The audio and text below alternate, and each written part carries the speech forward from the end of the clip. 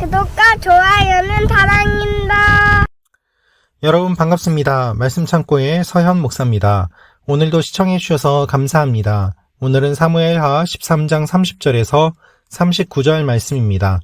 오늘 말씀은 압살롬이 왕자들을 다 죽여서 살아남은 사람이 없다는 소문을 들은 다윗의 반응이 기록되어 있습니다.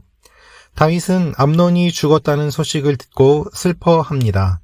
오늘 이 말씀을 통하여서 우리에게 주시는 하나님의 마음을 함께 묵상해 보기 원합니다. 30절부터 말씀입니다. 그들이 달아나고 있을 때 다윗에게 이 소식이 들렸습니다. 압살롬이 왕자들을 다 죽여서 살아남은 사람이 하나도 없답니다. 왕은 일어나 자기 옷을 찢고 바닥에 쓰러졌습니다. 왕의 모든 신하들도 곁에 서서 자기 옷을 찢었습니다. 그러나 다윗의 형 시므아의 아들 요나답이 말했습니다. 내 주께서는 저들이 왕자들을 다 죽였다고 생각하지 마십시오. 암논만 죽었을 것입니다. 압살롬은 암논이 자기 동생 다말을 육보인 그날부터 이 일을 하기로 작정했습니다. 그러니 내 주 왕께서는 왕자들이 다 죽었다는 헛소문에 상심하지 마십시오. 암논만 죽었을 것입니다. 그리고 압살롬도 도망쳤습니다. 그때 많은 사람들이 그 뒷산길에서 내려오고 있는 것을 젊은 파수꾼이 보고 왕께 알렸습니다. 요나답이 왕께 말했습니다. 그것 보십시오. 왕자들이 오고 있습니다. 왕의 종이 말씀드린 대로입니다. 그가 말을 끝내자 왕자들이 큰 소리로 통곡했습니다. 왕과 모든 신하들도 몹시 괴로워하며 함께 울었습니다. 압살롬은 도망쳐 그술왕 암미홀의 아들 달메에게로 갔습니다. 그러나 다윗은 날마다 암논을 생각하며 슬퍼했습니다. 압살롬은 도망쳐 그술로 간 뒤 그곳에서 3년을 지냈습니다. 암논의 죽음에 대한 마음이 아물자 다윗 왕은 압살롬이 몹시 보고 싶어졌습니다. 여러분, 오늘 말씀을 보면 다윗이 슬픈 소식을 듣게 됩니다. 압살롬이 왕자들을 다 죽여서 살아남은 사람이 하나도 없다는 소식이었습니다. 다윗은 너무나도 큰 충격을 받았습니다. 이 이야기를 들은 다윗은 무슨 생각을 했을까요? 압살롬이 왕자들을 다 죽였다라는 이야기를 통해서 이제는 왕위만 물려주면 되는데 내가 지금까지 왕권을 잡기 위해서 얼마나 노력했는데 이제는 이것을 안정되게 유지만 하면 되는데 왜 이런 일이 일어날까라고 그는 탄식했을 것입니다. 상심했을 것입니다. 그래서 일어나 자기 옷을 찢고 바닥에 쓰러졌습니다. 특별히 이런 일이 일어날 것이라고는 그는 상상도 못했을 것입니다. 그가 왕위를 넘겨주려고 했던 암논이 죽었다는 소식을 듣고 그는 이제 왕위를 누구에게 주어야 하는가 고민했을 것입니다. 압살롬에게 줄 수도 없는 상황이었습니다.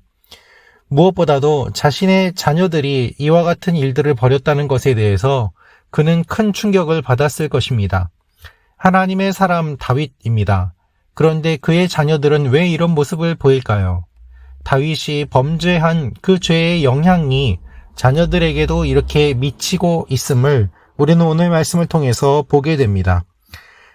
다윗이 바닥에 쓰러지고 옷을 찢고 슬퍼해도 이미 너무 늦었습니다. 2년이라는 시간 동안 다윗은 이 문제를 수습하지 못했기 때문에 이와 같은 결과가 나타났던 것입니다. 여러분, 기회를 놓치고 시간을 보내면 아무리 울면서 후회해도 돌이킬 수 없음을 우리는 알아야만 합니다. 해결할 수 있는 시기에 해결을 해야 되고 또한 그 시간 안에 해결하지 않으면 더욱더 심각한 문제가 생길 수 있음을 우리는 알아야만 합니다. 그러나 어리석게도 우리는 그러한 일들을 알면서도 제대로 하지 못합니다. 그것이 우리의 연약함입니다. 오늘 말씀을 보면 요나답의 이야기가 많이 등장합니다. 요나답은 어떤 사람입니까? 요나답은 아주 나쁜 사람이고 기회주의적인 사람입니다. 요나답이 암논에게 조언을 하지 않았습니까? 여동생 다말을 어떻게 폭행할 수 있는지 구체적인 계획을 그가 옆에서 조언하였습니다. 그런데 이제는 다윗 옆에서 이렇게 이야기를 하고 있습니다. 암논만 죽었을 것입니다. 암논만 죽었을 것입니다. 압살롬은 암논이 자기 동생 다말을 욕보인 그날부터 이 일을 하기로 작정했습니다. 여러분, 이것을 보면 요나답이 이와 같은 일들이 일어날 것을 예상했음을 알 수 있습니다. 다말에 대해서 조언할 때부터 이와 같은 일이 일어날 것임을 그는 아마도 예상을 했을지도 모릅니다. 그런데 자신이 그와 같은 조언을 한 것에 대해서는 아무런 말도 하지 않고 다윗 옆에서 다윗을 위로하며 이야기를 하고 있습니다. 그것 보십시오. 왕자들이 오고 있지 않습니까? 내 말이 맞습니다. 라면서 왕의 옆에서 그는 기회를 잡으려고 이와 같이 이야기를 하고 있는 것입니다. 오늘 본문의 내용을 보면 요나답의 이야기가 너무나도 많이 기록되어 있습니다. 태연하고 뻔뻔하고 그리고 기회를 잡으려고 여기저기 옮겨다니는 이 사람의 악한 모습이 오늘 본문에 얼마나 많이 등장하는지를 살펴보십시오. 여러분, 우리 주위에 이와 같은 사람들이 있습니다.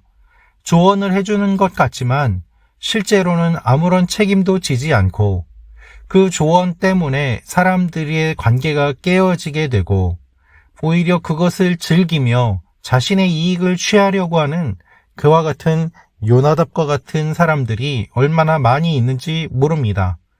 그래서 우리는 누구의 말을 듣느냐가 중요합니다. 책임도 지지 못하는 조언을 들을 것인가, 아니면 우리의 모든 인생을 알고 계시고 책임져 주시는 하나님의 말씀을 들을 것인가. 여러분, 오늘 하나님의 말씀을 들으십시오. 누구의 조언을 듣느냐가 매우 중요합니다. 다윗 옆에서 요나답은 위로하는 것 같지만 실제로 이 문제를 일으킨 사람은 요나답이지 않습니까? 그럼에도 불구하고 슬그머니 다윗 옆에서 다윗 편을 들고 다윗을 위로하려고 합니다. 압살롬은 도망칩니다. 그리고 3년을 보냅니다. 암논의 죽음에 대한 마음이 아물자 다윗은 압살롬이 또한 매우 보고 싶어졌습니다. 여러분, 다윗은 지금 아들들의 싸움을 보면서 무슨 생각을 할까요? 다윗이 문제를 해결하지 않았던 것은 아마도 그가 범죄하였기 때문에 성적인 범죄 괜찮지 않은가 라면서 생각하고 넘어갔던 부분이 있었기 때문이라고 많은 사람들은 보고 있습니다. 그의 도덕적인 기준과 가치가 낮아지니까 문제를 해결하지 않았고 문제를 해결하지 않으니 더 심각한 문제가 발생하게 된 것입니다. 사랑하는 말씀 창고 가족 여러분, 우리의 가치가 낮아지면 안 됩니다. 우리의 기준이 낮아지면 안 됩니다. 결국 그것 때문에 또 다른 문제가 생기게 되기 때문입니다. 하나님께서는 그래서 우리에게 거룩을 요구하십니다. 우리가 완전히 거룩한 사람이 될 수 없지만 그럼에도 불구하고 내가 거룩하니 너희도 거룩하라고 말씀하십니다. 그 이유는 무엇입니까? 우리의 기준을 낮춰버리면 더 심각한 문제들이 계속해서 일어나기 때문입니다.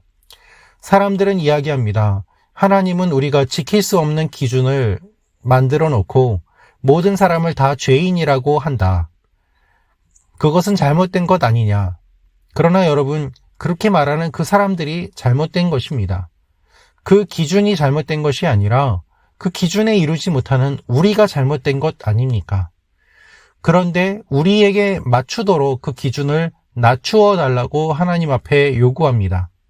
하나님께서는 사실 그 기준을 낮추어 주십니다. 그래서 하나님은 참고 또 참으십니다. 하나님의 인내하심이 없으면 살아남을 사람이 아무도 없습니다. 그럼에도 불구하고 우리는 계속해서 그 기준을 더 낮추며 아예 그 기준을 없애버리려고 합니다. 하나님이 없으면 더 편하다라면서 말입니다. 오늘 우리가 어떠한 사람의 말을 들어야 하겠습니까? 어떠한 기준에 따라 살아야 되겠습니까? 하나님께서 우리에게 원하시는 것들을 기억하며 하나님 앞에 나아가는 여러분과 제가 되기를 원합니다. 기도하겠습니다. 살아계신 아버지 하나님, 우리가 오늘 말씀을 통하여서 다시 한번 우리의 모습을 돌아봅니다. 기준을 낮추지 않게 하시고 또한 관계를 깨뜨리는 이간질하는 사람들 우리가 깨어서 주목하게 하시고 하나님께서 우리에게 원하시는 삶을 살게 하여 주옵소서. 영적인 분별력을 주옵소서. 예수님의 이름으로 기도합니다. 아멘.